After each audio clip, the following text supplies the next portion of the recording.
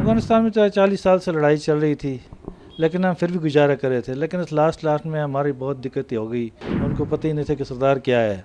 तो हमको क्या बोलते, हमारे बच्चों को बोलते आप काफिर हो, आपने जूड़ा नहीं बचाया, कचालू बनाया है, उसके बाल खींचते थे। तो हमारे ऊपर 2018 में अटैक हो गया। पहला अटैक हमारे पे हो गया, सुसाइड बॉम्बर कहते हैं। 2020 में अटैक हुआ हमारे गुरुद्वारे में।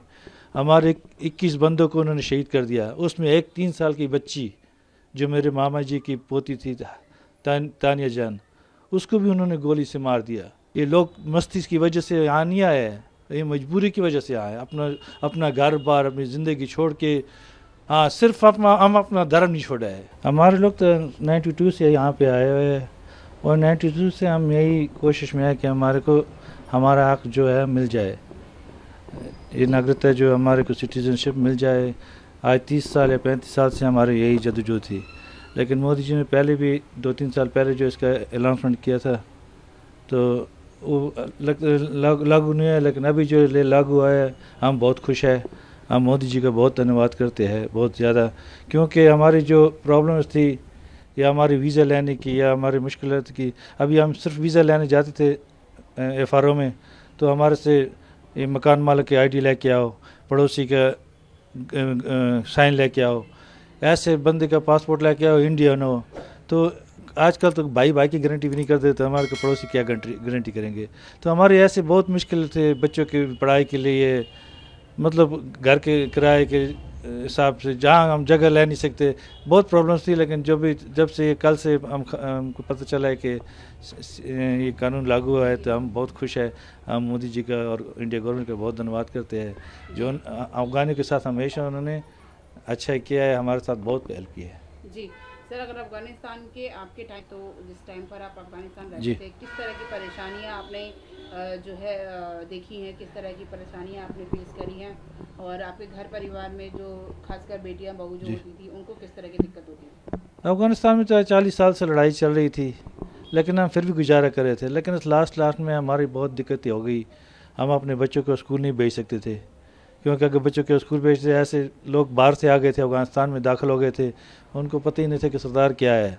तो हमको क्या बोलते, हमारे बच्चों को बोलते आप काफिर हो, आपने जूड़ा नहीं बचाया, कचालू बनाया है, उसके बाल खींचते थे। हम अपने जो लड़की 7-8 साल की वजह से, उसके बाद उनको स्कूल जाना भी बंद करते थे, क्योंकि घबराते थे कि ऐसे नहीं कि बच्ची को खुदा न खासा कि इज़्ज़त आबरू पे कोई आंच आ जाए। उसके बाद हमारे ऊपर 2018 में अटैक हो गया। पहला अटैक हमारे पे हो गया, सुसाइड बॉम्बर कहते हैं।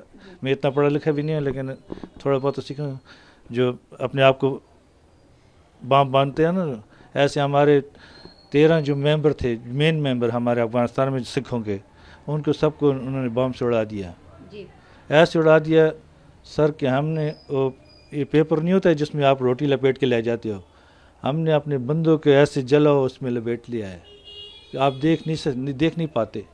हम कैसे जिंदा है, हमारे जहन कैसे मुड़े है, कुछ समझ नहीं आ रही।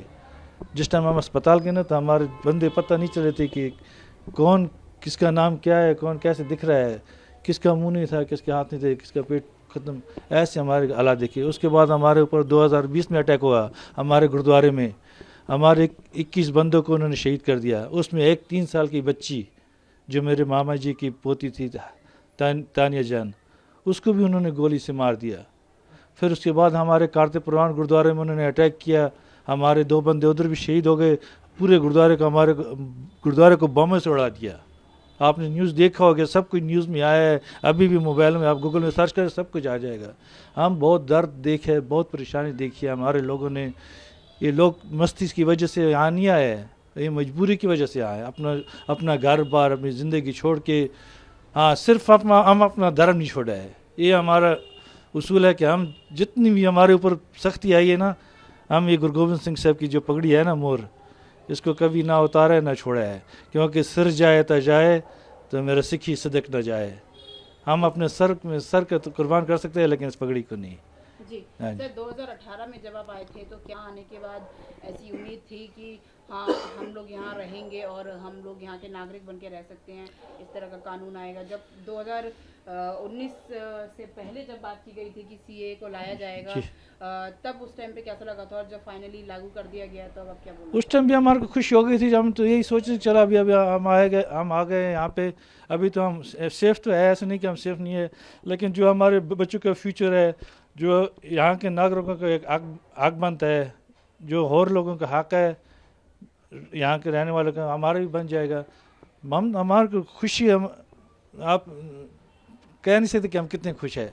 एक हम नहीं, हमारे जितने भी इधर रिश्तेदार है, जितने भी आए, क्योंकि 30-35 साल से हमारी जद्दोजहद चल रही है कि हमको कब यहाँ की नेशनैलिटी मिल जाएगी, सिटीजनशिप मिल जाएगी, हमारे को यहाँ के पासपोर्ट मिल जाएंगे, हम भी कहीं घूमने चले जाएंगे, घूमेंगे फिरेंगे, हमारे बच्चे जाएंगे। अभी तो हम कहीं भी नहीं जा सकते, लेकिन ये कानून लागू होने के बाद हम बहुत खुश हैं।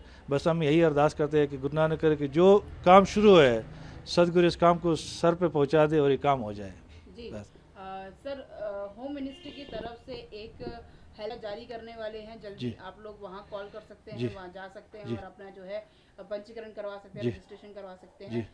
उसको लेके कितने ज़्यादा खुश हैं आप लोग? बस हम तो बहुत खुश है, जो हमारे साथ जो भी हेल्प होगी, एक हमारे साथ नहीं, जितने लोग मजबूर आए हैं, क्योंकि हम सरदार जी जो है, हमारे 2 टाइम गुरुद्वारे पाठ अरदास करते हैं, तो अरदास भी यही होता है कि नानक नाम चढ़दी कला, तेरे पानी सरबत दा भला।